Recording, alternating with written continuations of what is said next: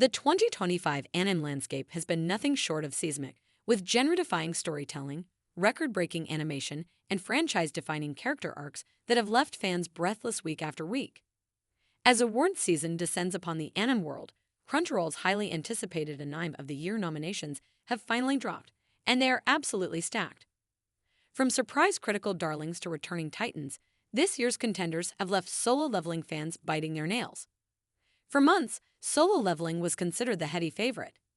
With its intense premiere, global fanbase, and a protagonist who evolves into a godlike warrior, it seemed like the obvious frontrunner.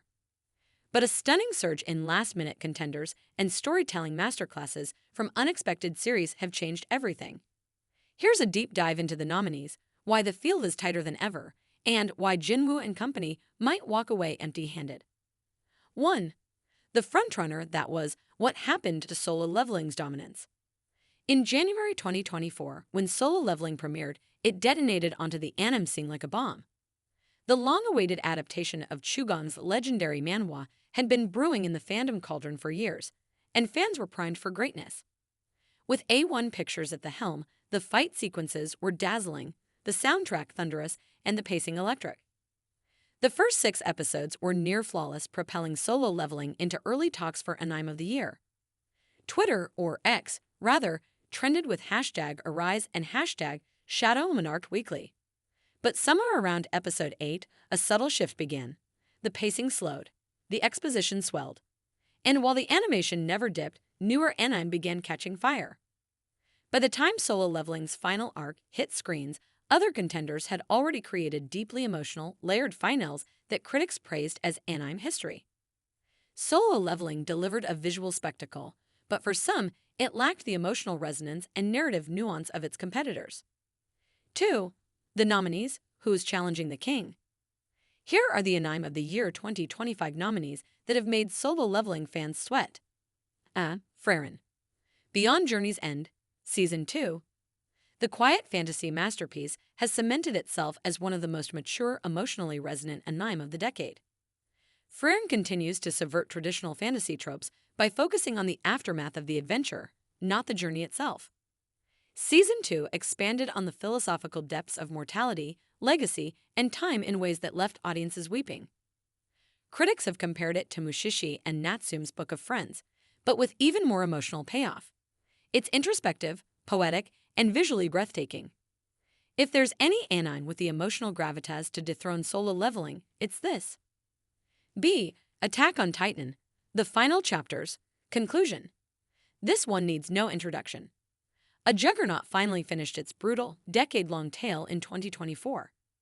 The conclusion was polarizing but undeniably cinematic. Even those who disagreed with Eren's ultimate fate couldn't deny the impact. Crunchyroll tends to honor legacies, and this might be their final chance to give Attack on Titan its flowers. It's more than nostalgia. It's about rewarding ambition, narrative scale, and cultural impact. The finale crashed websites and drew over 100 million global viewers. A massive threat to Solo Leveling. C. The Apothecary Diaries, Core 2.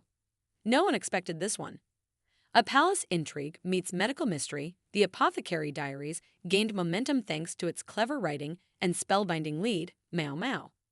The animation was subtle but detailed, and the layered mystery and romance elevated it beyond its initial premise. This underdog has surged in fan polls, and its intellectual storytelling may appeal to judges looking for more than just flashy fights. D. Jujutsu Kaisen. Shibuya Incident Arc. Arguably the most intense arc in shonen anime in years. The Shibuya Incident wasn't just chaos. It was masterfully orchestrated destruction. Character deaths, ethical dilemmas, insane animation from Mei PPA, and that Gojo vs. Sukuna moment. Despite behind-the-scenes controversies, the arc delivered consistent excellence and sheer trauma. If Solo Leveling was pure spectacle, JJK combined spectacle with emotional gut punches. E. Oshi no Ko. Season 2. Pop idols, fame, and psychological warfare. Oshi no Ko's second season delved even deeper into the dark underbelly of entertainment. What makes it dangerous is that it's both wildly accessible and deeply cerebral. It has something to say, and it says it with stunning visuals, biting dialogue, and a meta-awareness that sets it apart. It could easily split the vote with Frieren, but it has the potential to blindside solo leveling with its unpredictability. 3. The solo leveling argument. Why it still has a shot.